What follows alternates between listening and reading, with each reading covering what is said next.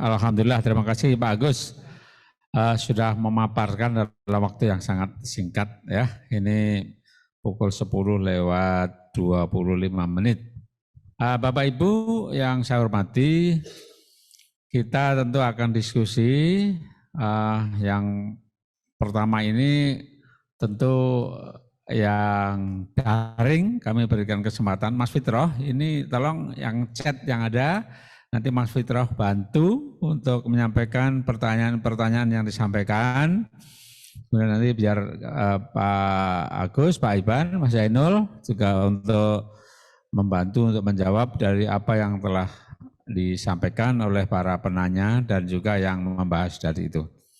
Baik, yang pertama kami beri kesempatan dari yang daring dulu. Oh, belum ada ya. Monggo untuk yang daring dipersiapkan, kemudian sambil menunggu yang daring ya, ini karena belum ada yang masuk, maka yang luring di Pak Agus.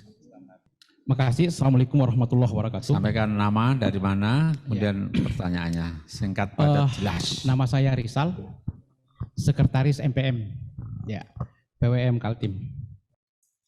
Alhamdulillah, acara fokus grup discussion FGD PWM Kaltim. Ya, sebelum saya bertanya, saya mungkin minta beberapa waktu karena ini banyak hal yang perlu mungkin saya sampaikan.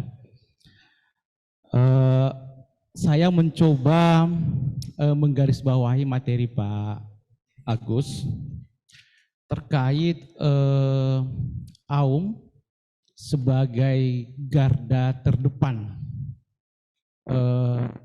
rekrutmen kader Muhammadiyah. Ya.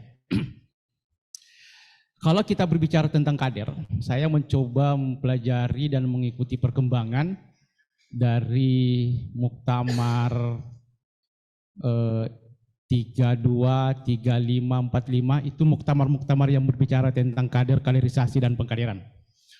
Ya. Sampai Muktamar Solo, tentu visi Muhammadiyah berkembang di setiap perkembangan muktamar. Ya. Jadi pintu gerbang kader itu di amal usaha, kalau menurut pandangan saya Pak Kiai. Ya. IPM, IMM, Pemuda Muhammadiyah, Tapasuci Putra Muhammadiyah, Nasyatul Aisyah, Hizbul Watan, itu ada garda-garda terdepan yang menjadi pionir melakukan pengkaderan. Jadi kalau Pak Kiai tadi mengatakan bahwa kalau ada 100 alumni SMK, SMA atau pesantren tamat, itu kira-kira mungkin ada 20 yang menjadi warga Muhammadiyah. Kalau saya memberi pandangan itu sebenarnya sasarannya tidak tepat. Yang tepat itu ketika AUM, di dalamnya itu ada IPM, ada pengkaderan TM1, TM2, di perguruan tinggi Muhammadiyah ada IMM, ya.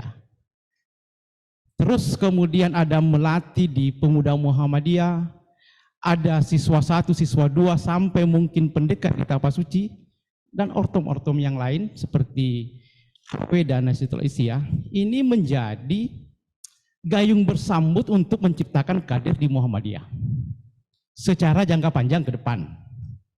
Iya. Saya mohon izin menyampaikan, saya ini baru setahun di Samarinda. Saya hijrah dari Sulawesi Selatan, khususnya di Kota Palopo. Saya pindah mengajar di UMKT. Ya, jadi saya melihat ini kacamata saya mungkin mudah-mudahan tidak benar. Di perguruan tinggi Muhammadiyah dan beberapa sekolah-sekolah Muhammadiyah, saya belum melihat secara kasat mata bagaimana sih proses pengkaderan pada level siswa dan mahasiswa. Saya mungkin berbicara pada satu contoh penerimaan mahasiswa baru, PKKMB. Kalau di kampus lama saya di Palopo, itu sudah dimasukkan materi al-Islam ke Muhammadiyaan. Ya, sehingga polanya sudah bisa diganti dengan pengkaderan Darul Arkam Dasar. Ya. Sehingga semua jumlah mahasiswa baru itu mereka sudah mendapatkan informasi awal tentang al-Islam ke Muhammadiyahan. Pada proses mahasiswa belajar, mereka ada GJDJ, Gerakan Jamaah Dakwah Jamaah.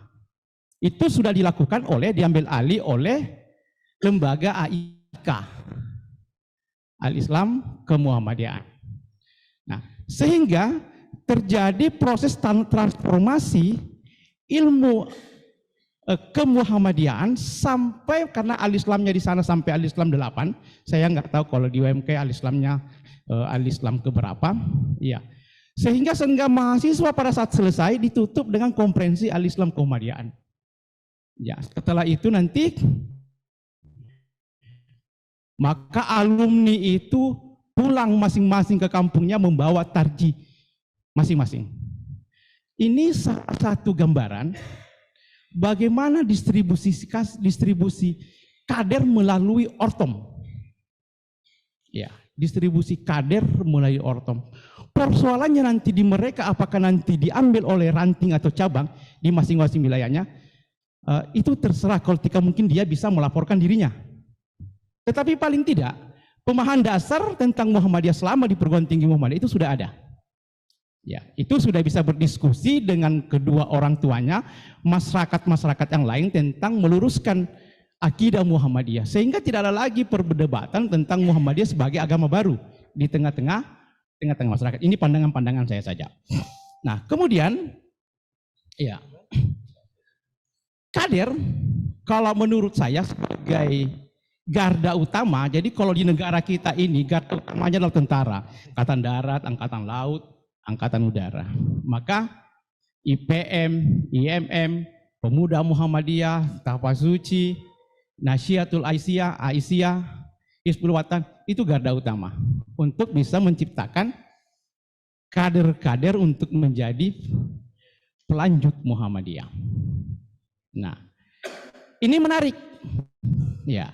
Nah, ini yang saya belum melihat secara kasat mata di aum-aum yang ada di kota Samarinda. Saya mungkin tidak tahu di kabupaten-kabupaten lain yang ada amal-amal usaha Muhammadiyahnya. Ya. Sehingga perkembangan Muhammadiyah secara berkala itu bisa diukur dari kekuatan kaderisasi yang dilakukan para ortom. Ya. Berbeda nanti mungkin para tingkat ranting, cabang, daerah dan wilayah, karena itu mungkin nanti basisnya luas ke tengah-tengah masyarakat. Tapi paling penting pimpinan wilayah Muhammadiyah, pimpinan daerah, pimpinan cabang, pimpinan ranting yang punya basis amal usaha mulai dari tingkat PAUD sampai tingkat perguruan tinggi, itu memperkokoh basis kaderisasinya di amal usaha. Untuk sementara, terima kasih. Nasrullah wa fatul karis. Assalamualaikum warahmatullahi wabarakatuh. Usul konkretnya, Mas, usul konkretnya seperti apa? Ya, usul konkret saya adalah perkokoh pembinaan kaderisasi di amal usaha. Baik. Maka peran AIK, lembaga AIK sangat penting di situ. Ya, makasih. Baik, terima kasih. Pertanyaan yang kedua, monggo. Terima kasih. Assalamualaikum warahmatullahi wabarakatuh. Ketua tim dan anggota beserta unsur pimpinan wilayah Muhammadiyah dan Aisyah serta PDM yang kami hormati, serta para lembaga majelis. Perkenalkan, nama kami Ihsan dari Majelis Tarjih. Kami dari Majelis Tarjih baru saja mengikuti raker Majelis Tarjih pimpinan pusat di Malang. Salah satu agenda terpenting tentang pembahasan fikih lansia. Kalau melihat pemaparan dari Kiai Dr. Agus tadi, sungguh sangat menarik sekali. Kalau orang ini konsekuen dengan apa yang disampaikan, insya Allah seperti di penghujung kajian fikih lansia itu bagaimana menghantarkan warga Muhammadiyah ini dalam kematian yang indah. Kalau benar-benar diterapkan, dan saya kira apa yang disampaikan oleh Pak Kiai Dr. Agus tadi, ini bukan mimpi. Kalau kita bersinergi, insya Allah bisa terlaksana. Nah, ada satu lagi yang menarik yang beliau sampaikan tadi, bagaimana kita memprovokasi orang-orang di sekitar kita. Orang-orang di sekitar kita ini, apa yang disampaikan oleh Pak Rizal tadi, yaitu tentang lembaga pendidikan kita. Lembaga pendidikan kita ini hanya menghantarkan orang untuk berpendidikan, bukan untuk menjadi kader Muhammadiyah. Kecuali ini pun tidak semua ya. Seperti mualimin sama mualimat itu tidak semua alumninya itu menjadi kader Muhammadiyah. Karena memang orang ingin di pendidikan Muhammadiyah ini karena melihat pendidikannya yang bagus. Nah, bagaimana tadi Dr. Agus menyatakan kita provokasi. Selama ini kan pendidikan kita, UMKT kita ini, orang masuk di UMKT hanya untuk pendidikannya, bukan ingin menjadi. Nah, tinggal tadi bagaimana kita memprovokasi. Nah, memprovokasi ini salah satu yang termasuk andalan kita. Bagaimana kita melibatkan, tadi sudah disinggung oleh Pak Rizal juga, mengaktifkan organ-organ yang ada di lembaga pendidikan kita. Seperti OSIS, IPM, kemudian kalau perguruan tinggi IMM. Dan yang terakhir sekali, bagaimana memprovokasi mereka tadi untuk menjadi anggota Muhammadiyah. Dengan kita memaksakan mereka untuk membuat kartu Muhammadiyah, khususnya yang selevel menengah ke atas, yang SMA, SMK. Selama ini kan tidak. Kita biarkan mereka lulus begitu saja. Kemudian tidak kita ada tarik mereka untuk kegiatan-kegiatan di organisasi-organisasi Muhammadiyah. Nah, ini yang pertama mengenai provokasi tadi. Yang kedua, kurikulum ini harus kita sinergikan dengan lembaga-lembaga yang ada di Muhammadiyah. Artinya betul memang ini kita program PWM, tapi untuk membumikan kurikulum kita ini, standar kita ini tentunya melibatkan semua pihak. Tidak akan berjalan kalau PWM hanya mengandalkan PDM. Tapi bagaimana disinergikan dengan kurikulum-kurikulum yang ada di pendidikan amal usaha Muhammadiyah. Mungkin demikian, terima kasih. Wassalamualaikum warahmatullahi wabarakatuh. Waalaikumsalam warahmatullahi wabarakatuh. Baik, yang ketiga Mas C. Baik, bismillahirrahmanirrahim. Izin Pak bertanya kepada tim penyusun, tapi sebelum saya sampaikan pertanyaan, saya sangat-sangat menyampaikan apresiasi yang luar biasa kepada tim penyusun karena sudah sangat detail ya, menyusun sampai kompetensi inti bahkan sepokok bahasan. Pertanyaan kami, izin Pak, kemarin ini karena saya tidak ikut dalam penyusunan, subpokok bahasannya ini kita berdasar pada referensi mana ya Pak? Karena kalau ada sistem perkaderan keluarga ini kan kita MPK juga ada mengeluarkan. Satu. Yang kedua, area kompetensi akidah, kalau saya kebetulan minjam bukunya dari tim UMKT, itu dia ada proses pokok bahasan yang cukup detail dan dia tetap mengkerucut pada Muhammadiyah itu sendiri. Nah, kalaupun ini tidak saklek, maka benar kata Pak Ketua Majelis Tarjih tadi, mungkin perlu kita mengkerucutkan agar nanti dia mengkerucut pada perkaderan atau tujuan Muhammadiyah itu sendiri. Itu Pak dari kami. Terima kasih. Assalamualaikum warahmatullahi wabarakatuh. Assalamualaikum warahmatullahi wabarakatuh. Alhamdulillah 3 penanya sudah, tinggal monggo dijawab nanti Pak Agus dan nanti dibantu Bapak yang lain, Pak Haiban, Mas Fitro, Mas Yanul. Monggo Pak Agus.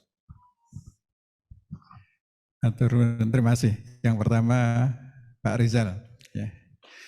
Ya, itu nanti selanjutnya proses pengembangan memang bisa dilakukan. Saya kira setuju, itu semua amal usaha mesti menjadi garda depan di dalam proses penguasaan kompetensi ini. Jadi semuanya bertanggung jawab bagaimana kompetensi ini bisa dimiliki oleh semua anggota Muhammadiyah. Saya kira cocok saja. Kemudian Pak Ehsanul Karim, ya, yang saya maksud dengan mimpi itu, mari kita jadikan ini menjadi visi kita bersama, gitu ya. Bukan seperti mimpi di siang bolong gitu, enggak. Tapi mimpi itu adalah sesuatu yang ingin kita wujudkan, gitu ya. Jadi kalau dalam bahasa motivasi itu disebut impian, itu sesuatu yang memang kita pengen banget itu wujud. Gitu ya. Kita luruskan bahwa impian itu adalah sesuatu yang kita pengen banget untuk kita wujudkan, gitu ya. Nah, sehingga mari kita semua bermimpi untuk ngerti Quran, itu maksudnya bukan sekedar bermimpi yang itu maksudnya, ya. Jadi sesuatu yang kita pengen banget ini bisa terwujud. Dan terima kasih dukungannya, mudah-mudahan bisa bisa terwujud, ya. Nah, tentang kurikulum, saya kira cocok aja sudah ini. Disinergikan dengan AUM, ya. Mungkin nanti AUM itu mulai tingkat dasar, menengah, mereka yang sekolah di AUM itu sebagian kompetensinya sudah terverifikasi. Ya. Misalnya nanti ini Istiqomah mau mengajarkan MBBA misalnya, belajar bahasa Arab Al-Quran. Nah, misalnya lulusannya sudah ngerti jilid 1, 2, 3, 4, 5, 6 misalnya sudah, berarti dia sudah dianggap kompeten. Ya, dianggap kompeten karena sudah pernah belajar secara formal, dan mungkin nanti juga perlu diberikan sertifikat itu Pak Jas. Ya, jadi sekolah-sekolah yang menyelenggarakan itu bisa diberikan sertifikat sehingga itu bisa dijadikan jadikan alat bukti bahwa dia sudah memenuhi kompetensi itu. Ya, ini dengan model-model yang itu. Saya kira cocok untuk bisa disinergikan dengan amal usaha yang ada. Kemudian Pak Zainuddin, dasarnya apa? Ya, ini kita melihat dari kaidah-kaidah resmi persyarikatan, ya, paham agama persyarikatan, yang itu yang mesti mengetahui jangan cuma kader, ya. Tetapi ini mestinya menjadi standar dasar anggota Muhammadiyah, itu mesti ngerti gitu. Nah, kader itu konsepnya adalah meningkatkan kompetensi, tidak sebatas anggota. Nah, jadi kompetensi anggota mestinya bisa diselesaikan anggota ini, nanti kekaderan itu memberikan kemampuan lebih dari anggota. Itu konsepnya, tetapi kita melihat antara lain sebagai referensi kita menyusun ini adalah kurikulum yang disusun oleh Majelis Dikti untuk mahasiswa. Ya, kurikulum AIK itu salah satu menjadi referensi kita untuk mengolah, meskipun tidak sepenuhnya berdasarkan itu. Karena kita berdasarkan kebutuhan real, ya, anggota itu apa saja yang diperlukan, ya, antara lain itu. Mengatakan ada yang menambahkan mungkin Pak Iban? Ya, saya menambah sedikit aja. Jadi memang AUM itu selain kita membantu masyarakat dan pemerintah untuk mencerdaskan, juga di antara serta didik pelajar mahasiswa itu ada yang bisa menjadi kader. Oleh sebab itu diadakan ada materi AIK ini. Hanya ya memang saya setuju kalau di AUM itu ditingkatkan di saat masuk di tahun pertama atau perkenalan bagi mahasiswa atau pelajar dengan Darul Arqam khusus ini. Ini saya kira dulu pernah dilakukan SEMEA 1 yang sekarang menjadi SMK 1. Karena saya ingat tahun 81 saya pernah diminta untuk ngisi itu. Belakangan saya nggak ngikuti ya. Tapi itu bagus sekali. Yang kedua, untuk menjadi anggota Muhammadiyah itu kita menganut stem cell aktif. Jadi bukan stem cell pasif kayak Korpri dulu jadi anggota Golkar itu otomatis zaman dulu ya. Kalau Muhammadiyah ini enggak, jadi daftar ya. Mengisi, ada aplikasinya, bisa lewat email, bisa mengisi langsung ya. Bagi yang tidak bisa biasa membuka email, bisa mengisi formulirnya, minta di BBM. Nah, kalau di amal usaha bisa dipandu oleh guru AIK-nya atau dosen AIK-nya. Jadi saya kira itu sebagai tambahan saya. Kemudian yang terakhir tadi disinggung mengenai bacaan Al-Quran. Ya, kalau bacaan Al-Quran itu kita secara umum itu kalah dengan teman-teman dari yang sebelah ya. Yang banyak bacaan keliru dari tajwidnya dan dari makhrajnya. Tadi saya mendeteksi itu ada 9 kekeliruan yang sering terjadi itu ya. Misalnya kata yaudribu dibaca yaudribu. Nah, ini kan bukan kolkolah. Ada juga al-maghdubi di maghdubi. Ada yang dibaca panjang, re-nya itu panjang. Padahal harusnya maghdubi, bukan maghdubi. Ya. Ada juga la yastawi dibaca la yastawi. Artinya jauh berbeda itu.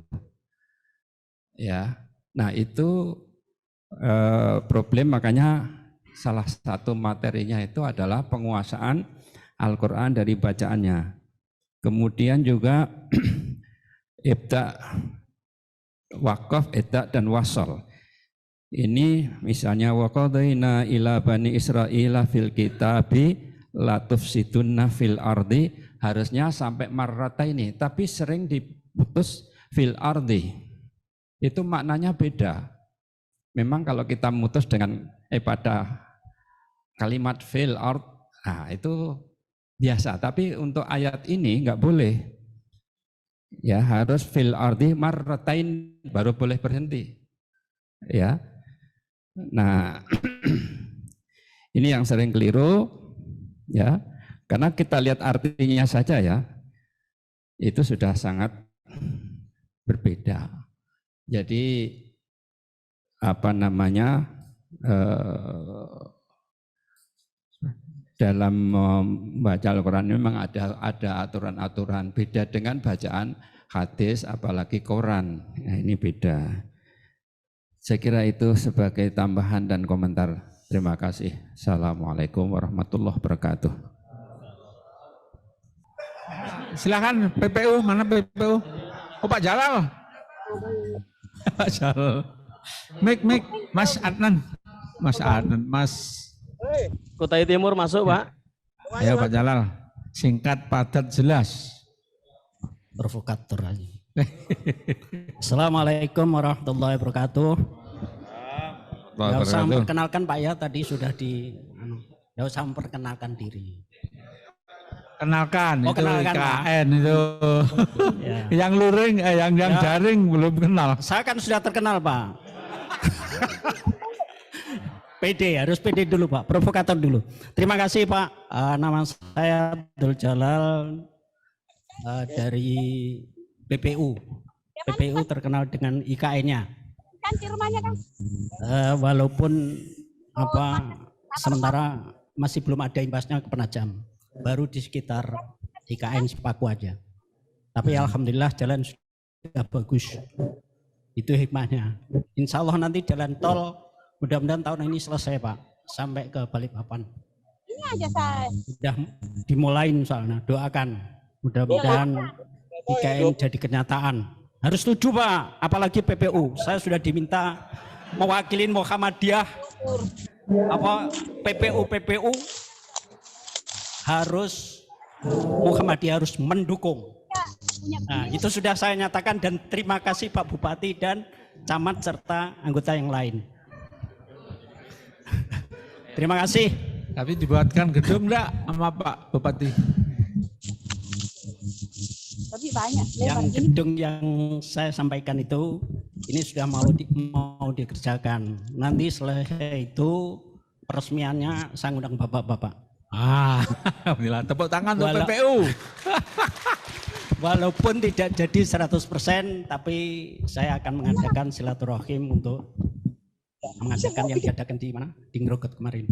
Itu rencana saya, Pak. Mudah-mudahan terrealisasi tahun ini. Ya, saya tidak tanya sih. Waduh. Cuman saya apa ya?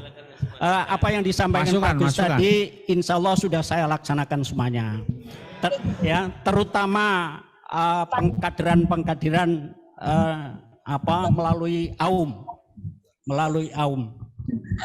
Kalau tingkat SMA, SMK itu kan kita dari umum, Pak. Dari umum ada yang ngajinya bagus, ada yang tidak bisa ngaji, ada yang sudah lari kenceng. Jadi ini yang membuat peta ini saya yang agak kerepotan. Tapi begini, orang Muhammadiyah itu harus optimis. Harus optimis. Saya selalu mendapat inspirasi dari Pak Agus Sukaca bahwa orang Muhammadiyah itu 3 pilar ini harus kita pegang. Menjadi pembelajar, menjadi pengamal soleh, menjadi pendakwah. Ini adalah yang aktif, yang selalu aktif, agar kepikunan kita dengan umur yang segini ini tidak akan pernah terjadi. Tadi Pak, orang-orang Muhammadiyah itu jangan sampai menjadi pikun. Karena apa? Semakin tua semakin semangat untuk menjadi terus belajar. Minal mahdi ilalahdi, Pak ya, Pak Ustadz ya. Itu yang selalu saya sampaikan kepada setiap pertemuan, pada setiap pengajian. Sebelum menyampaikan materi pokok ke Muhammadiyan, kita sampaikan misi dan visi. Dan itu terus saya sosialisasikan. Untuk AUM, jadi saya laksanakan begini, Pak. Saya pilah-pilah. Anak yang mau ngaji, saya meluangkan waktu dari maghrib sampai isya untuk mengaji bersama mereka yang mau datang. Saya siap setiap saat, nggak usah bikin bayaran, nggak usah mikir untuk dibayar. Yang penting mau. Dan ini sudah saya laksanakan. Alhamdulillah, walaupun tidak banyak. Yang kedua adalah di sekolah kita, Pak, harus punya kesan. Kesannya apa, Pak? Kesannya doa iftitah kita itu dikesan loh, Pak. Allahumma ba'id baini itu selalu dikesan loh, Pak. Ini doa yang mana, Pak? Ini doanya Muhammadiyah kah? Atau doanya yang umum? Mesti ngomong begitu, Pak. Itu kesannya, Pak. Yang Muhammadiyah ya sebetulnya kan bukan Muhammadiyah, bukan apa. Yang penting kamu saya kasih doa iftitah yang pendek, yang setengah panjang, dan yang panjang pilih yang mana. Kalau gaji pasti pilih yang gede, ya kan begitu. Saya kasih yang tengah-tengah. Allahumma ba'id baini. Itu Pak, sampai di luar loh. Sampai di luar, oh itu doanya Muhammadiyah itu. Langsung maupun tidak langsung, Pak, kita tidak usah menyuruh mereka menjadi kader, insya Allah akan menjadi kader. Karena ada kesan, Pak. Ya. Di sekolah, lagu-lagu IPM itu harus terus kita kumandangkan. Janji pelajar harus kita terus kita tanamkan. Itu yang alhamdulillah saya sebagai pelaku ya, sebagai pelaku walaupun ada hambatan, namanya perjuangan jihad itu pasti ada hambatan. Dan disitulah sebetulnya ujian kita. Walaupun saya sendirian, dari tukang sapu saya menjadi istilahnya apa ya, kalau nggak ada orang yang jadi imam, ya jadi khotib, ya jadi pemateri, nggak tahulah, pokoknya sebisa-bisanya. Saya usahakan untuk apa yang bisa saya berikan, saya berikan. Jadi kadang-kadang saya begini Pak, saya tidak usah kalian menjadi kader Muhammadiyah, tapi paling tidak kamu punya kesan bagaimana Muhammadiyah berkiprah. Itu otomatis saja Pak, akan menjadi pejabat. Oh saya dulu pernah sekolah di Muhammadiyah, ini yang saya hafal. Nanti lama-lama paling tidak menjadi anggota majelis. Kan begitu Pak. Terima kasih. Itu adalah ada usulnya diperkuat. Usulnya diperkuat ke Muhammadiyan. Sama karakter bermuhammadiyah itu harus kita implementasikan dalam kehidupan sehari-hari. Insya Allah Muhammadiyah akan tetap bergerak, berjalan menuju berkemajuan. Terima kasih. Assalamualaikum warahmatullahi wabarakatuh. Waalaikumsalam warahmatullahi wabarakatuh. Baik, untuk yang kedua Ibu Aisyah kita. Kutim masuk Pak, bisa. Assalamualaikum warahmatullahi wabarakatuh. Nur Hayati Tapa. Oh, Nur Hayati Tapa. Sebagai Ketua Aisyah Kalimantan Timur. Alhamdulillah bersyukur sekali hadir di acara ini dan mendengarkan paparan dari Pak Dr. Agus tadi. Senang sekali, mudah-mudahan itu konsekuen kita melaksanakan, karena sudah ada dua hal yang sudah disampaikan oleh beliau. Yang pertama berapa tahun yang lalu, 2 tahun mungkin ya Pak ya, tentang MBBA ya. MBBA itu saya sangat salut, bahkan saya mungkin dari Aisyah pertama menawarkan diri untuk menjadi apa ya, mentor ya begitu. Walaupun saya sebenarnya tidak banyak tahu ya, terutama di dalam nahwu Arabnya, tetapi saya berani dalam arti kata untuk sambil belajar. Namun berjalannya waktu kelihatannya untuk MBBA ini, khususnya kami dari Aisyah Pak ya, tidak begitu berjalan lancar ya. Karena di Aisyah khususnya di Samarinda ini yang saya tahu yang memberikan materi atau berani yang menyampaikan ini adalah saya dengan Ibu Nur Padilla. Nah, Bu Nur Padilla itu di pengajian Aisyah setelah Pak Sis biasanya, kemudian sekarang beralih ke hari Jumat. Nah kemudian saya mengambil tempat di Panti Asuhan Al-Walidah, nah, Al-Walidatur Rahmah. Awal-awalnya alhamdulillah lumayan, tetapi akhir-akhir ini tidak begitu aktif, apalagi juga dalam keadaan sibuk saya, tapi insya Allah akan kita mulai lagi.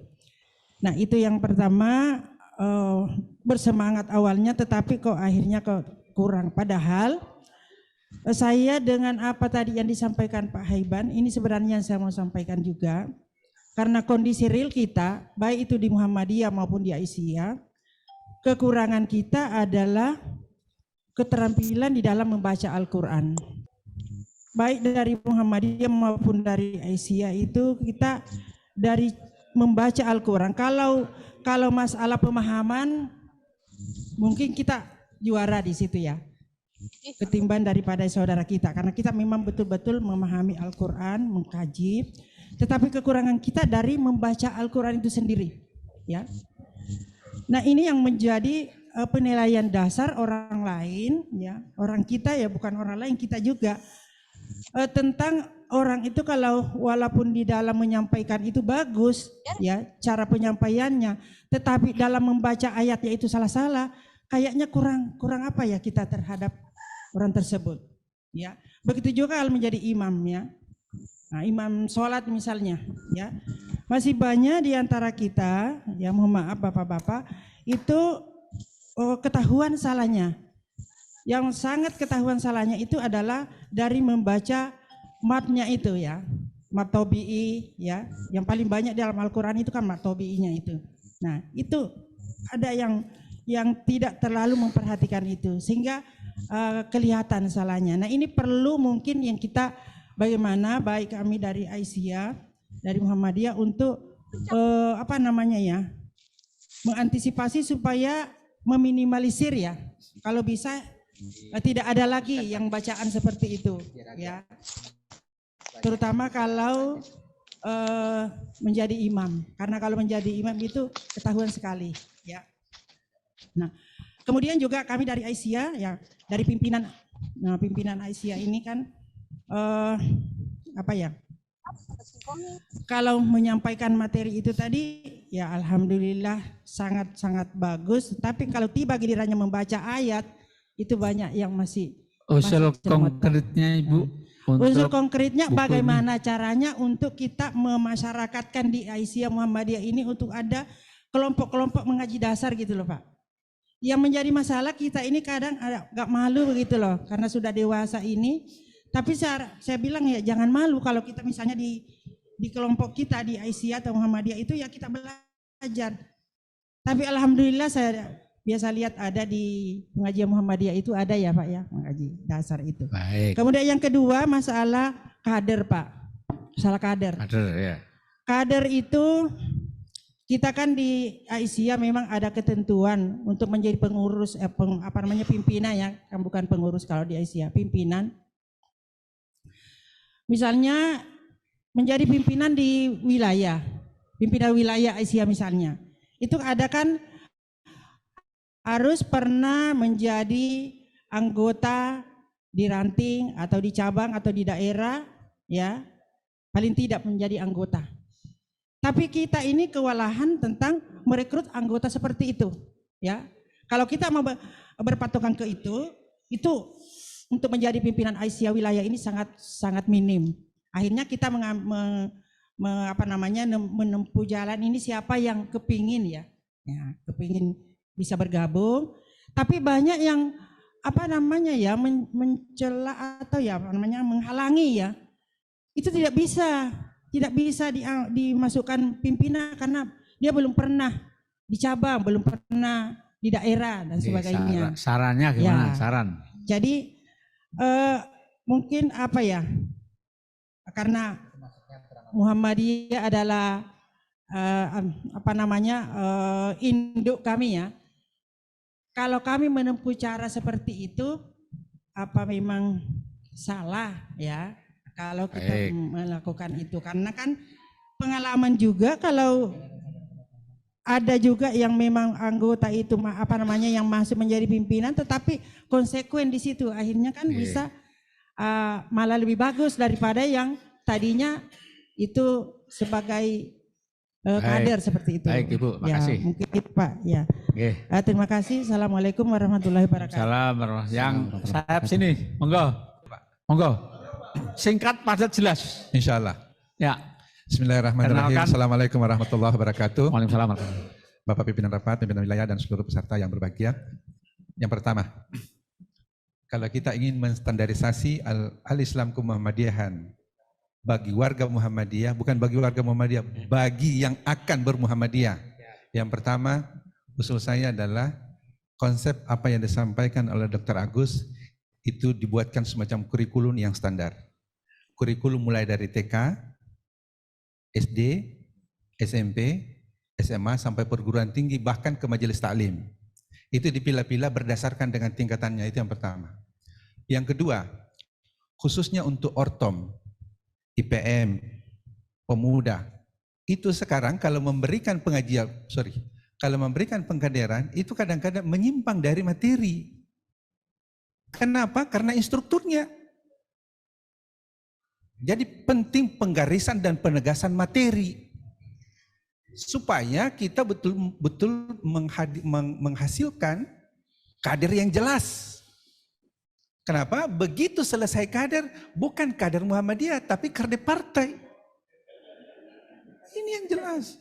Sehingga banyak yang meninggalkan Muhammadiyah. Padahal Muhammadiyah yang memproduk orang-orang pintar itu. Yang kedua. Yang ketiga, di Kalimantan Timur ini, banyak warga Muhammadiyah, tapi tidak ada Papa Muhammadiyah. Ini yang penting supaya jelas. untuk kita melihat bagaimana standarisasi warga Muhammadiyah di Kalimantan Timur supaya nanti ada name by address, supaya pendataan lebih jelas dan konkret apa tujuan Muhammadiyah ke depan. Billahi taufiq wal hidayah. Assalamualaikum warahmatullahi wabarakatuh. Baik, untuk 3 penanya kita jawab dulu ya. Nanti kita lanjut. Monggo, disilakan. Sekalian Pak Jas, ini dari Zoom, mungkin di chat dulu yang saya bacakan. Setelah itu nanti bisa melalui yang raise hand. Ada masukan yang pertama dari Pak Abdul Latif, itu terkait dengan di area kompetensi akidah itu belum mencakup seluruh aspek rukun iman. Jadi belum dimasukkan terkait dengan keimanan kepada malaikat, kitab, dan nabi. Mungkin bisa kita cek nanti Pak. Kemudian mungkin juga dalam proses di Kalimantan Timur itu ada keterkaitan dengan masalah krusial, diantaranya adalah lingkungan. Mungkin nanti itu bagian yang perlu dielaborasi di proses kompetensi. Ya. Jadi di area kompetensi muamalat itu bisa dimasukkan. Kemudian ini ada dari Mas Sahir, itu saat ini era keterbukaan informasi, maka kemudahan komunikasi dan multikulturalisme itu perlu dimasukkan ke dalam pendidikan yang sifatnya transfer knowledge, mungkin bisa kehilangan relevansinya. Menurut saya AIK bersifat transformatif, bukan hanya transfer mindset, pola pikir, metodologi sehingga dapat diterapkan secara optimal di setiap lembaga Muhammadiyah.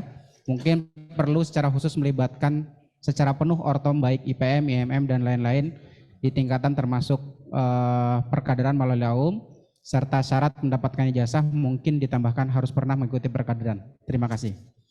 Nah, itu seperti itu Pak Jas, ini masukan. Sudah Mas? Monggo Bapak, ini Pak Agus dulu. Jawab. Saya kira banyak masukan-masukan yang nanti tim mungkin akan mengolah gitu ya untuk apa yang menjadi masukan-masukan tadi.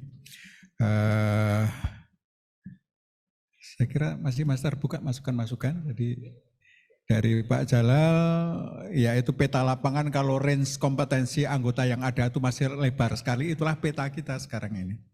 Jadi ada yang sudah pandai, ada yang belum, ada yang paham belum, itu apa namanya peta yang kita hadapi, sehingga dengan peta seperti itu menentukan langkah apa yang perlu kita lakukan.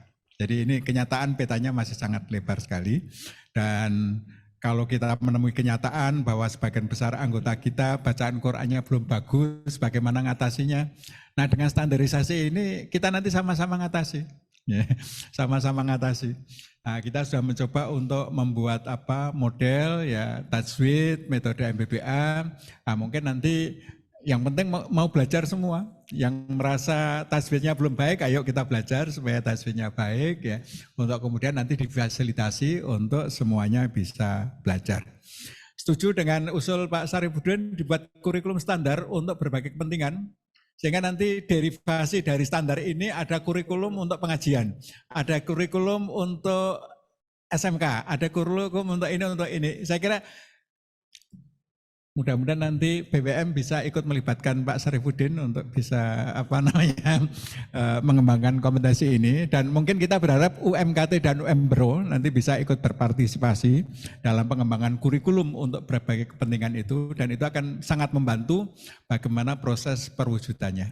Jadi kalau standarnya ada, nanti kurikulumnya kita buat, nanti implementasinya insya Allah akan lebih mudah.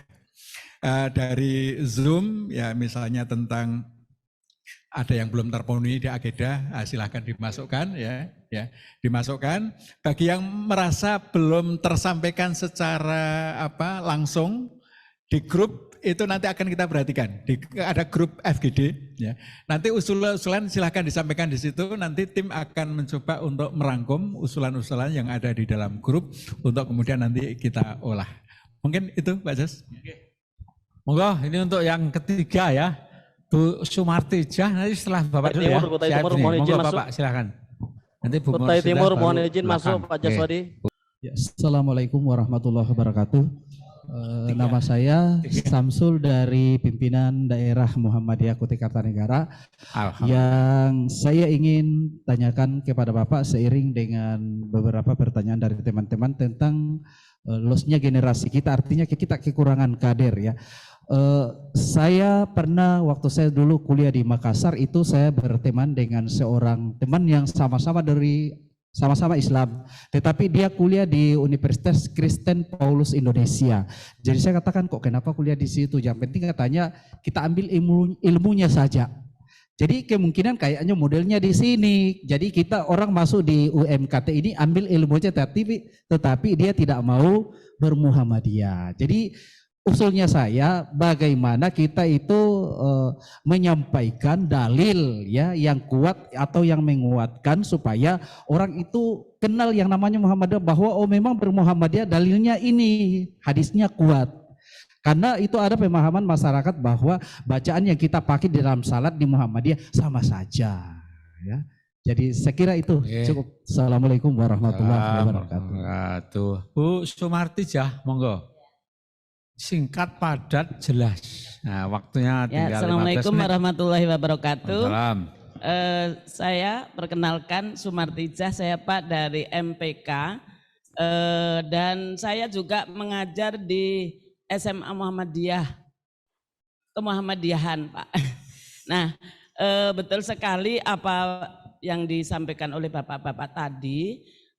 Untuk di MPK memang untuk Baitul Arqam, artinya yang sudah anggota dikuatkan lagi, yang seperti disampaikan Bapak Agus tadi. Kemudian ini mungkin bisa disampaikan ke majelis pendidikan Pak, karena di SD dan di SMA, mungkin di SMP juga seperti itu, kemuhammadiyahan itu waktunya hanya 1 jam pelajaran Pak.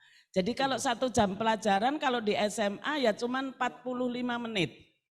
Sedangkan yang dipelajari juga sudah sama, ya MKCH, kemudian kepribadian Muhammadiyah, pengkaderan, itu di kelas 1 dan kelas 2 dan kelas 3, ini penting sekali kalau misalkan waktunya cukup, keluar dari Muhammadiyah itu atau SMA Muhammadiyah itu sudah menguasai bagaimana mengkader, kemudian apa itu Muhammadiyah, apa itu langkah 12, itu semua sudah sesuai dengan yang disampaikan di kurikulum program ini Pak.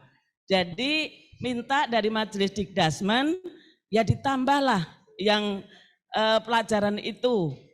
SD itu cuma 35 menit Pak. Nah jadi bagaimana mau terkesan apa yang disampaikan seperti Bapak dari PPU tadi. Nah itu saja Pak. Jadi usulnya tidak hanya 1 jam pelajaran tetapi ya ditambah. Ya.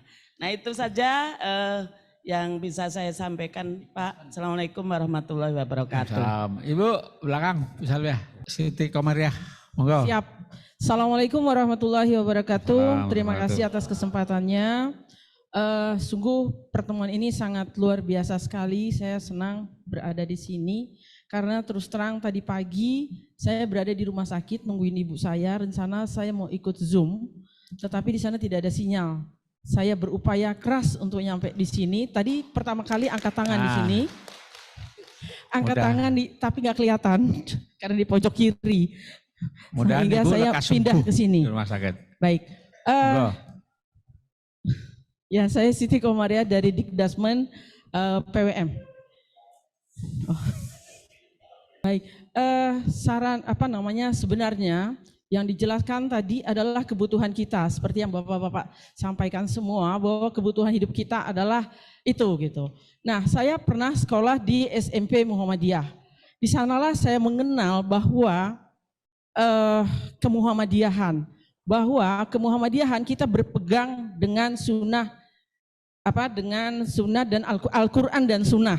Hanya 2 itu pegangan kita agar kita hidup di dunia selamat sampai ke akhirat. Nah, di mana-mana saya mendengarkan selalu berpegangan kepada Al-Quran dan hadis. Pada saat itu juga saya kebingungan, kok banyak yang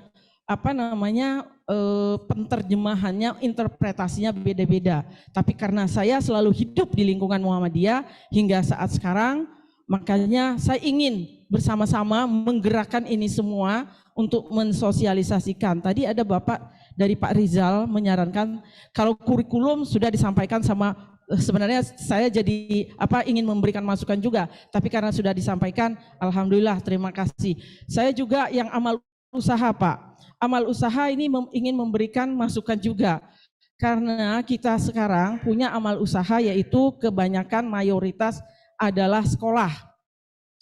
Nah, kemarin kebetulan saya juga mendapat kesempatan untuk ikut di Dikdasmen di Jogja, Raker, nanti akan dibawa untuk ditebarkan di seluruh Kaltim. Karena dulu berpandangan hidup janganlah hidupilah Muhammadiyah, jangan mencari hidup di Muhammadiyah. Tapi sekarang sudah tidak berlaku kalau menurut saya, karena usaha-usaha di Muhammadiyah itu sangat maju pesat sekali, apalagi di daerah Jawa. Kita di pendidikannya masih banyak tertinggal. Oleh karena itu nanti kita harus melakukan akselerasi bersama-sama, bergandengan tangan untuk sama harapannya dengan yang berada di daerah Jawa. Itu harapannya untuk kedepannya, mudah-mudahan Allah memberikan kemudahan. Lalu saran saya, Pak, tadi mengenai amal usaha yang belum diterjemahkan, saya hanya ingin memberikan masukan. Amal usaha selain di pendidikan, kan banyak sekali amal usaha yang belum kita garap. Potensi kita sudah ada. Apakah tidak sebaiknya, ini saran saja, saran bahwa kita ada universitas UMKT. Mahasiswanya kita minta untuk melakukan penelitian, ambil sampel pengusaha-pengusaha atau orang tua yang ada sudah berusaha, sudah running well, sudah bagus, itu kita kumpulkan, kita data, kita kumpulkan bagaimana mereka hidup. Karena selama ini memang sih mereka sudah hidup, tetapi bisa lebih optimal. Kan kita ini banyak nih warganya, selama ini kita berbelanja kemana? Kan kadang-kadang keluar gitu. Nah, apakah kita nggak bisa membesarkan orang kita sendiri? Setelah itu diinventarisir, kita berikan IT juga, kita jago-jago. Muhammadiyah ini luar biasa. Nah, ini aja yang belum disinkronkan, dikorelasikan satu sama lain. Kita sama-sama bersinergi untuk menginventarisir usaha itu dan kita kembangkan. Dari situ kita bentuk pengajian. Artinya segala sesuatu langkah kita itu bisa memberikan benefit kepada kita. Upayakan, prioritaskan ke warga Muhammadiyah dulu. Itu digarap lebih optimal, Pak. Itu saran saya. Selama ini kelihatannya enggak. Dan yang ketiga, dalam saya di setiap hari kita bermuhammadiyah, saya juga dengan teman-teman kebetulan kalau sholat, tadi juga ada yang menyarankan. Ini hanya sekedar masukan saja bahwa kita disuruh rapat. Tapi pada kenyataannya banyak yang tidak paham untuk tidak bersab, berjauh-jauhan. Nah, sab aja sudah kita berbeda. Kalau kita tuh sama semua, orang lain akan mengagumi kita dan secara otomatis mereka bisa bergabung dengan kita. Nah, itulah draft kita, langkah dari amal usaha, dari gerakan, dari kebutuhan kehidupan kita, yaitu untuk beragama Islam, rahmatan lil alamin, baldatun thayyibatun wa rabbun ghafur, itu bisa kita realisasikan kalau kita mau bareng-bareng. Mungkin itu saja masukannya. Terima kasih atas kesempatannya. Assalamualaikum warahmatullahi wabarakatuh. Waalaikumsalam. Monggo. Terima kasih, sudah cukup 3 dulu, Pak. Nggih. Mungkin yang dari Zoom, Pak, sekalian biar bisa dirangkum nanti. Oke, silakan Pak, silakan Pak. Oke, baik, terima kasih. Assalamualaikum warahmatullahi wabarakatuh. Oke, baik, terima kasih. Yang pertama, kami mengapresiasi atas rencana daripada fokus group discussion untuk kompetensi anggota Muhammadiyah ya. Yang pertama, mungkin saya usul ya terkait dengan undangan. Saya kira MPK SD ini dengan LPCR perlu juga dihadirkan di tingkat daerah maupun cabang. Seperti itu, karena ini sudah masuk ke jejaring seperti itu. Kemudian Dari menyimak dari beberapa masukan, yang pertama saya setuju untuk dibuatkan kurikulum. Saya kira para pakar yang membidangi ini bisa difasilitasi untuk merumuskan minimal silabusnya di konsep sehingga nanti materi bisa menyesuaikan seperti itu. Kemudian saya kira untuk studi kasus ya kita fokus saja ke masalah pembentukan untuk mengkonsep daripada kompetensi warga Muhammadiyah, tidak perlu melebar kemana-mana, karena ini kaitannya dengan kaderisasi dan juga perluasan jejaring seperti itu. Jadi ada beberapa hal mungkin yang perlu kita jadikan sebagai bahan pertimbangan. Sebelum kita mengkonsep kurikulum itu sendiri, mungkin perlu kita juga lakukan survei, mungkin melalui angket. Seperti misalnya, kita kan punya nih, selain amal usaha ada masjid, sholat, kemudian bidang-bidang lain. Yang paling menonjol kita kan di sekolahan, ya yang paling menonjol. Coba kita guru al-Islam dan kemuhammadiyahan kita survei tentang kompetensi mereka memahami Islam sesuai dengan tarjih dulu. Ini yang perlu, gitu. Kenapa? Karena ada enggak kasus misalnya, seorang guru di sekolah Muhammadiyah ketika Jumatan dia memilih di masjid tempat lain dengan alasan jamaahnya banyak anak-anak, ya kan? Berarti kan dia sudah terbelenggu dengan mazhab tertentu yang mana itu bukan bagian daripada karakter fikih Muhammadiyah. Ini juga perlu pembinaan. Nah, kalau ini belum terpenuhi, Pak, maka sebaik apapun konsep kita, ya karena eksekutornya di lapangan banyak masalah, ya kita akan menjadi konsep yang kosong. Ini juga penting. Kemudian dari sisi misalnya pengkaderan, kita juga perlu mensurvei sebenarnya apa sudah berapa persen tingkat kepedulian dari amal usaha untuk mengaktualisasikan kaderisasi di amal usaha. Ya kan kita jelas di perguruan tinggi itu di PTM ada statutanya, IMM adalah gerakan resmi satu-satunya di kampus Muhammadiyah. Bagaimana SMA, SMP dan SD? Ini perlu kita pertimbangkan. Sesuai dengan peraturan Dikdasmen PP tahun 2018 di pasal 33 itu jelas di situ IPM, HW dan tapak suci adalah gerakan yang harus difasilitasi oleh lingkungan sekolah. Artinya ada regulasi yang harus bisa mengatur yang regulasi turunan. Sehingga ada jaminan keberlangsungan seperti itu. Sebagai contoh saja sekarang ini kan sedang gandrung nih istilah MPLS karena masalah kurikulum. Masa pengenalan lingkungan sekolah. Saya lihat sudah berapa sekolah mengganti sistem fortasi dengan MPLS di judulnya. Karena apa? Ini masalah komitmen. Berarti pembinaan IPM di sekolah tersebut tidak ada. Ini salah satu contoh. Kalau itu tidak ada, Pak, ini akan bermasalah, akan muncul. Ini juga penting. Nah, bagaimana terkait dengan tadi yang dikeluhkan, maaf dari mana tadi? Terkait dengan masalah komitmennya akidah, akidah yang ada di Ortom. Misalkan saja seperti saya pernah di Pemuda Muhammadiyah dan juga mungkin di IPM. Itu memang betul, Pak. Saya juga salah satu instruktur di Ortom di Pemuda Muhammadiyah di tingkat nasional. Itu memang kan materinya dibagi 3, Pak. Ada Baitul Arqam dasar, itu memang ideologi penguatannya. Baitul Arqam Madya itu sudah 50-50 antara ideologi dan kebangsaan. Sementara yang Baitul Arqam paripurna itu adalah 80% muatannya adalah materi kebangsaan. Nah, di mana letak yang sering bermasalah, Pak?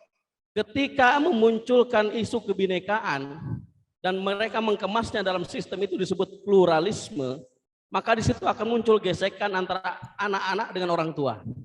Nah, maka di sini sebenarnya kan kita punya MPK SDI, Pak, yang Majelis Pendidikan Kader dan Sumber Daya Insani.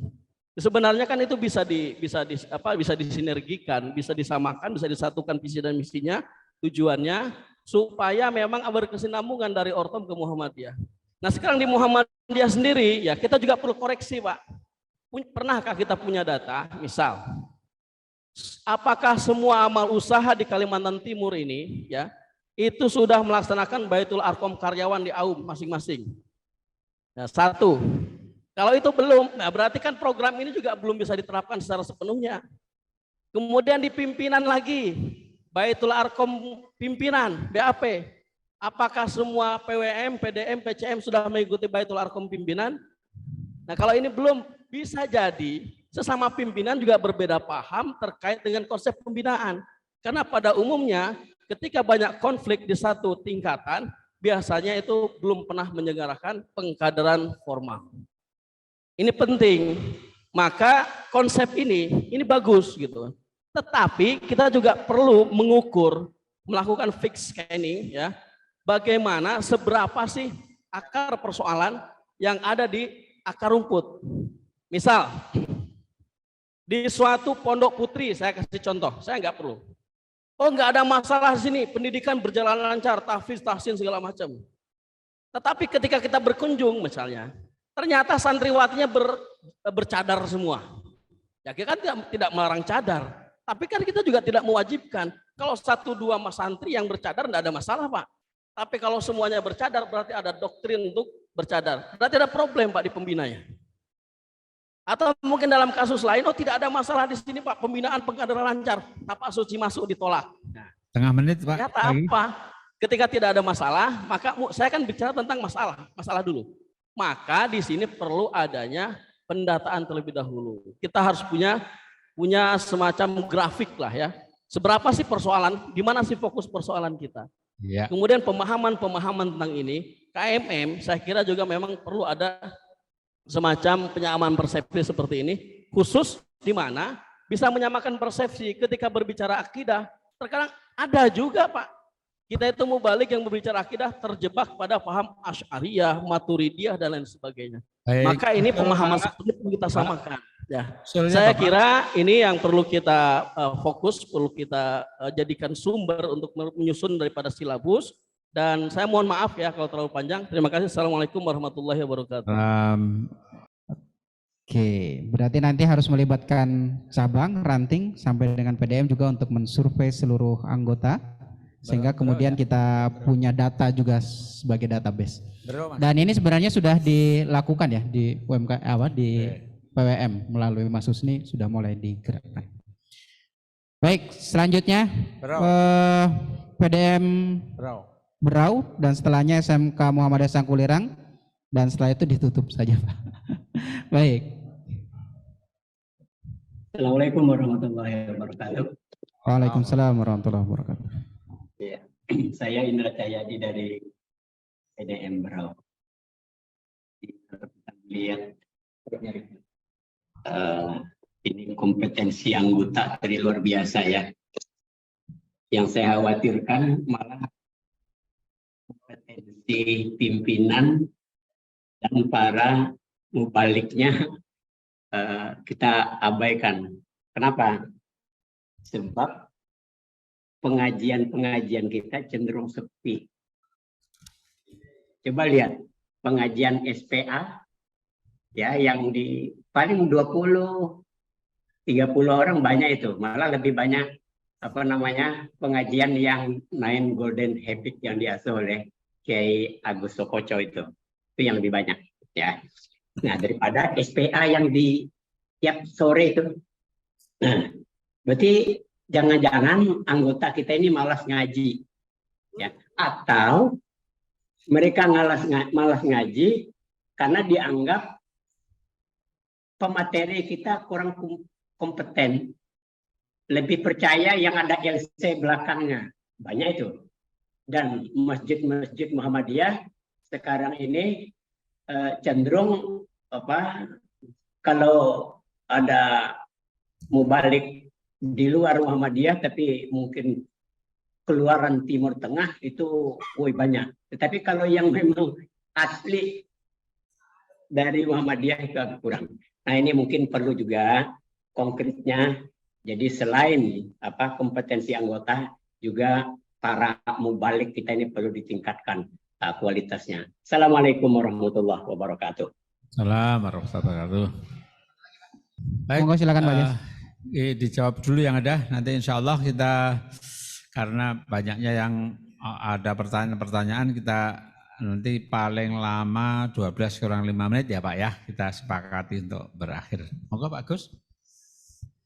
Terima kasih. Yang berupa masukan-masukan nanti dicatat ya untuk perbaikan draft ya. Tapi yang terkait dengan beberapa hal mungkin saya sedikit komen ya. tadi Pak Samsu tentang apa namanya masuk Universitas Muhammadiyah atau amal usaha Muhammadiyah untuk ngambil ilmunya saja. Ya. Saya kira ada beberapa karakteristik orang yang belajar di Muhammadiyah, dan kita tidak bisa memaksakan mereka untuk mengikuti kita. Gitu.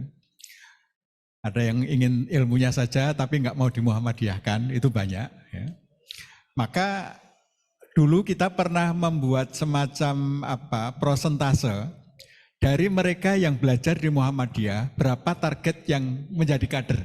Kita hanya berani menargetkan 10% dari yang masuk untuk menjadi kader. Ya, ya. Jadi target kita hanya berani target 10% dengan membina 50%. Ya, jadi 50% itu kita bina, tetapi target jadinya 10%. Target jadinya. Ini beraninya itu karena memang kita tidak bisa memaksakan. Sehingga memang kita harus berani membiayai yang 10% tadi. Jadi misalnya kita mahasiswa kita ada 10.000 misalnya, kita mentargetkan 1.000 itu sudah luar biasa. Ya, jadi itu yang berani kita lakukan karena memang pendidikan Muhammadiyah kan banyak diperuntukkan untuk bangsa Indonesia. Sehingga kita tidak bisa memaksakan untuk untuk menjadi kader Muhammadiyah. Yang dari kalangan NU juga banyak.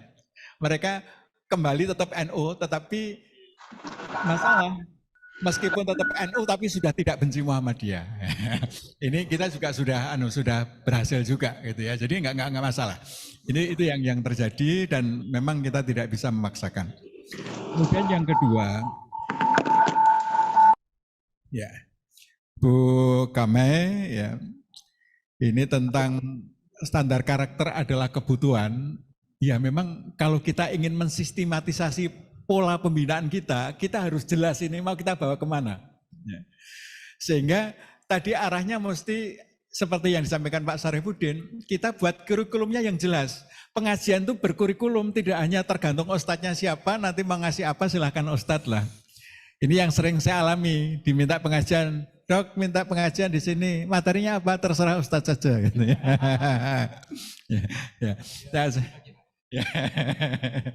Nah, kalau nanti pengajian kita sudah berkurikulum, orang ngaji itu ketahuan itu meningkatnya di mana, progresnya bagaimana akan ketahuan. Ini menurut saya ini memang kebutuhan. Nah, mari standar kompetensi ini nanti follow up-nya akan ada bentuk kurikulum, bentuk macam-macam yang itu nanti menjadi follow up dari apa yang telah kita sepakati ini. Jadi masukan-masukan nanti mudah-mudahan bisa kita formaliskan dan PWM bisa mengesahkan. Nah itu menjadi rujukan sekolah menyusun kurikulum, pengajian menyusun kurikulum sehingga semuanya berjalan dengan rencana yang jelas. Ya. Kemudian Pak Indra Cahyadi, Ketua PDM Berol, kekhawatiran pengajian sepi ini, mari ini kita jadikan kekhawatiran bersama. Ya. Untuk kemudian kita sama-sama bergerak ke depan tidak lagi sepi. Ya. Bayangan saya SPA itu nanti pengikutnya 1.000 lebih kok itu. Ya. Sehingga kita membuat Zoom dengan kapasitas 1.000 itu nggak muat. Jadi kalau Zoom 1.000 tidak mampu menampung, nanti ada yang ikut live streaming, ada ikut YouTube, ada ikut ini. Sehingga jamaah Muhammadiyah Kaltim itu bisa ribuan ikut pengajian SPA itu. Nah sekarang kalau masih 20-an, ya kita maklumi, nanti kita bergerak bersama-sama setelah standar kompetensi ini kita selesaikan, kita akan lanjut untuk menata media-media pembelajaran sehingga anggota Muhammadiyah mempunyai akses untuk belajar AIK. Ini impian kita ke depan ya, yang mudah-mudahan yang hadir di sini maupun yang di Zoom maupun nanti yang ikut mendengarkan selanjutnya sama-sama kita bergerak untuk menjadikan kajian-kajian kita lebih terstruktur dan kita semua bergerak untuk kompeten di bidang al-Islam dan kemuhammadiyahan. Saya kira itu mungkin Jas yang menjadi inti dari apa yang Bapak-bapak dan Ibu sampaikan. Soal jam kemuhammadian masih 1 jam nanti dibahaslah dengan Majelis Pendidikan ya. Sehingga nanti media-media pembelajaran kita itu menjadi memadai untuk menyampaikan pesan ya, standar kompetensi ini bisa menjadi kenyataan. Terima kasih. Mas Zainul akan menambahkan tentang ini pertanyaan dari MPK, monggo. Yang mana ini? Nanti baru Mas Fitro. Terima kasih Bapak dan Ibu, baik yang luring maupun yang daring. Ini terkait dengan mau tidak mau, sebenarnya objeknya ini, aumnya ini kan di pendidikan. Karena ini juga banyak yang Zoom Bapak Ibu. Saya tadi termasuk sebelum dimulai saya hitung Pak, guru-guru AIK yang ikut ini berapa? Ternyata melebihi target. Yang harus menjadi komitmen bersama, ya. Jadi yang harus menjadi komitmen bersama, terutama Bapak Ibu pengajar AIK, bahwa kita ini semuanya menjadi ujung tombak apa yang disampaikan oleh Pak Kiai Agus Sukatsa tadi, bahwa ya sekolah kita itu menjadi sarana kita dan kita harus menjadi penggerak-penggerak di dalamnya. Terkait dengan yang disampaikan oleh Bu Sumartija, kalau jamnya kurang, malah ini jadi aneh sebenarnya. Apalagi semangat sekarang kurikulumnya ini kan kurikulum merdeka. Di kurikulum merdeka itu ada yang namanya profil pelajar Pancasila. Kalau kita di Muhammadiyah sepakat sebenarnya pengamal Islam yang baik itu adalah pengamal Pancasila yang terbaik, kan seperti itu. Makanya ya nanti harus disampaikan di sekolah bahwa pelajaran sekarang merdeka itu Al-Islam dan Kemuhammadian memang perlu harus ditambah. Dan yang terpenting lagi adalah pengamalannya, tidak hanya secara pengetahuannya. Jadi Bapak Ibu, menyambung juga, kita tidak boleh pesimis. Kemarin ikut pengajiannya Ustadz Adi Hidayat itu, di dalam Al-Quran itu kita diajarkan kita semuanya harus optimis. Tidak ada yang mengajarkan pesimis. Nah langkah-langkahnya, bagian dari langkah-langkahnya yang disampaikan oleh Ustadz Agus tadi. Langkah-langkah yang harus kita tempuh, itulah yang harus kita membuat jadi optimis. Memang kita harus memetakan, mau tidak mau kita semuanya jadi ujung tombaknya. Mau tidak mau kita harus semuanya jadi ujung tombak untuk menyampaikan. Termasuk di sekolah-sekolah kita. Di Samarinda sudah mulai dipetakan. Nah kita kan menjadi prihatin. Kalau sekolah kita punya target anak-anak harus hafal juz 30, juz 1. Tetapi ternyata guru-gurunya banyak yang tidak hafal. Ini kan juga bagian dari peta kita. Nah oleh karena itu mudah-mudahan kalau sekolah ini, sekolah A, sekolah Muhammadiyah, ini muridnya kalau lulus juz 30 mesti hafal. Nah sekarang kalau gurunya belum, berapa tahun kemudian gurunya itu juga harus hafal. Kami sering kadang-kadang datang ke sekolah itu, ya yang banyak kan mohon maaf, kita semuanya ini kelemahannya di situ memang. Kalau ditanya nanti masih triple cool saja.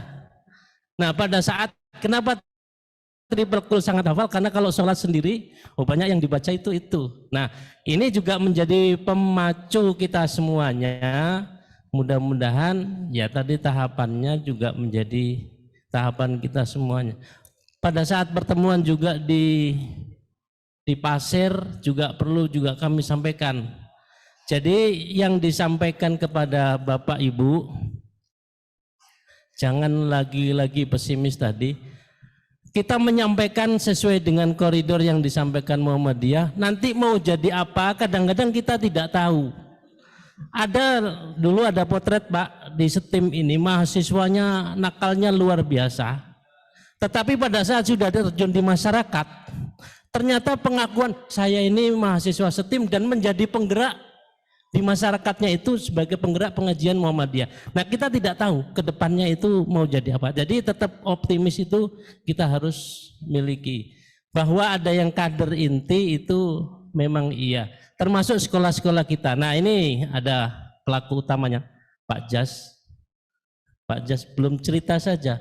Di SMA Istiqomah itu dengan keyakinannya semua siswa yang lulus diikat dengan kartu anggota Muhammadiyah. Itu kan bagian dari, nah kalau semua sekolah kita sudah bisa meyakinkan dengan konten yang diajarkan, terus kemudian oh ini sudah layak menjadi dikasih kartu anggota Muhammadiyah. Nah, ini kan menjadi suatu gerakan yang luar biasa. Nah, mudah-mudahan kita semuanya bergerak sama-sama.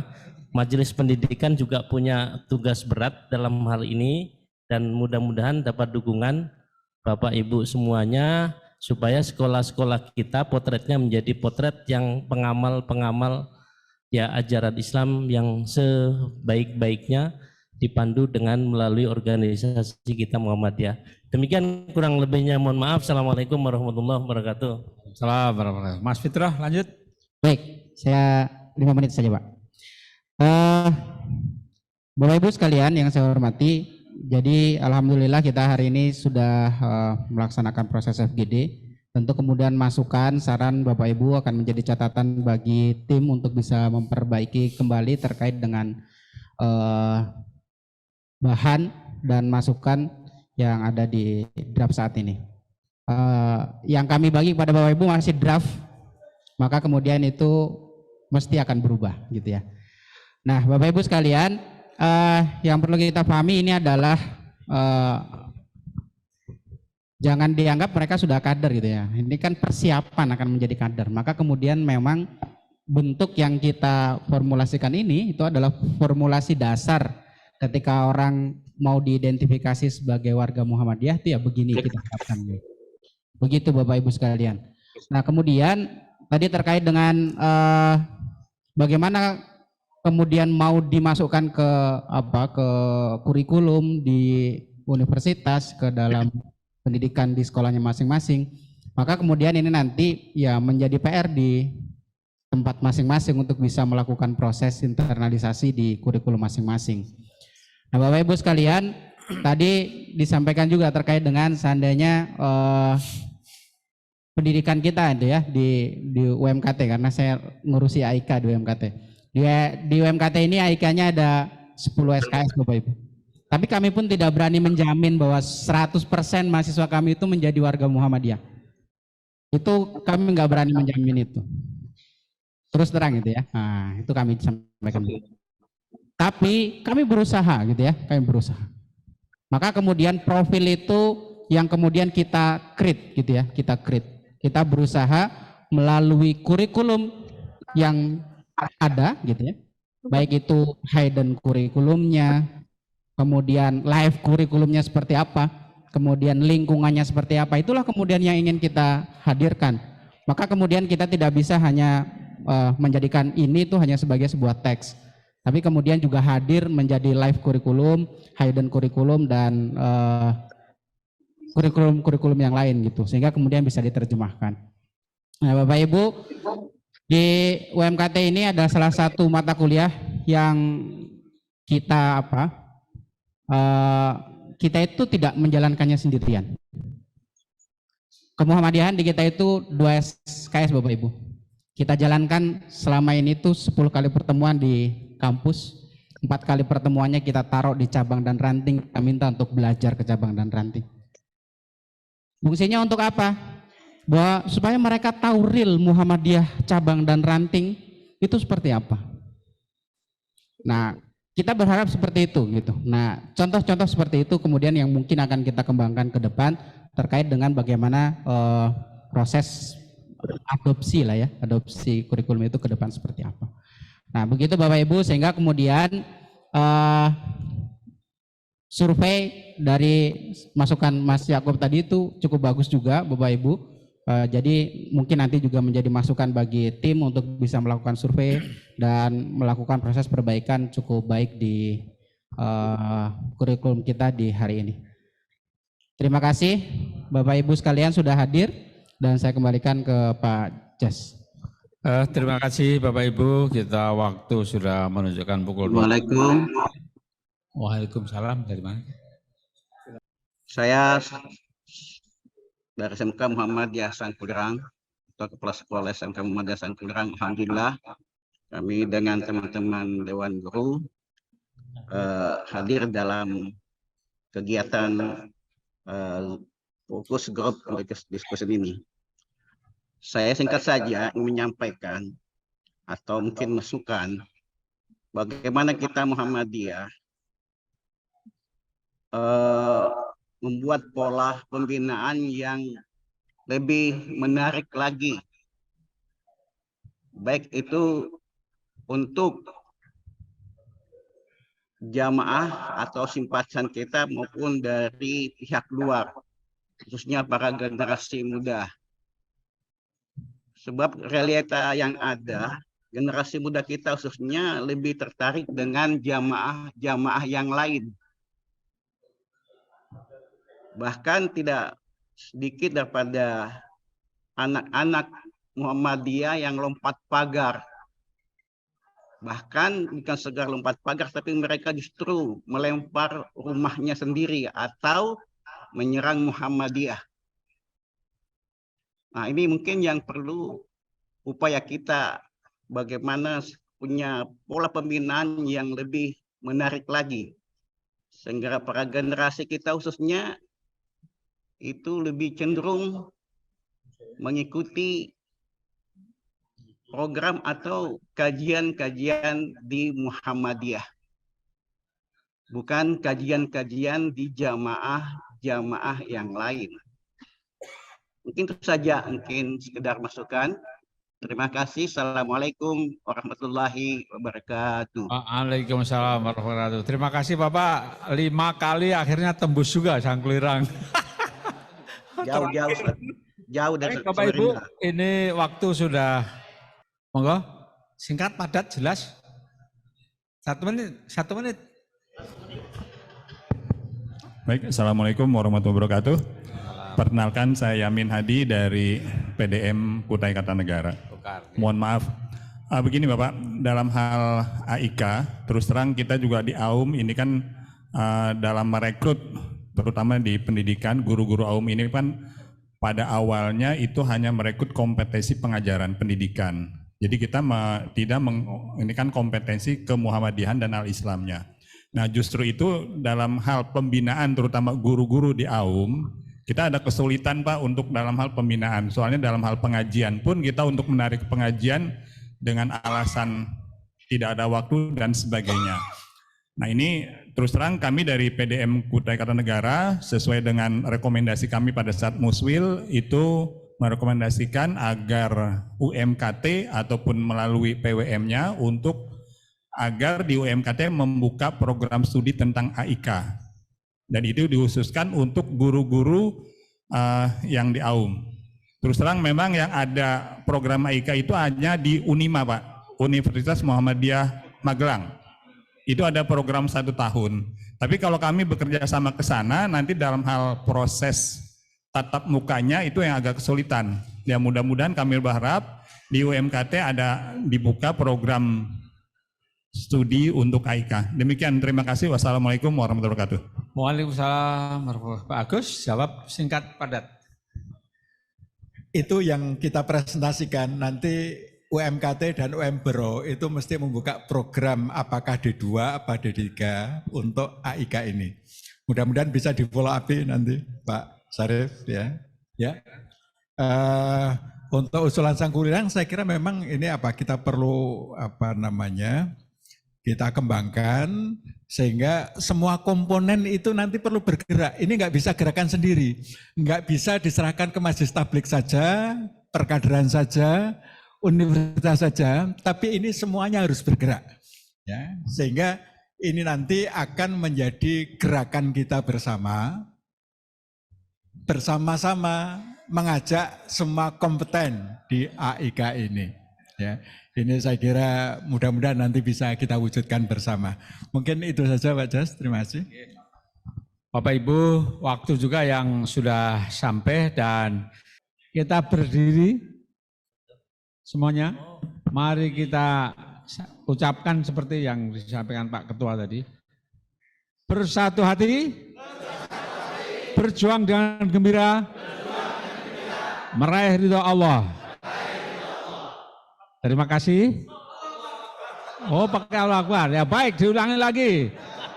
Bersatu hati, berjuang dengan gembira, meraih ridho Allah. Allahu Akbar. Demikian, mohon maaf. Assalamualaikum warahmatullahi wabarakatuh.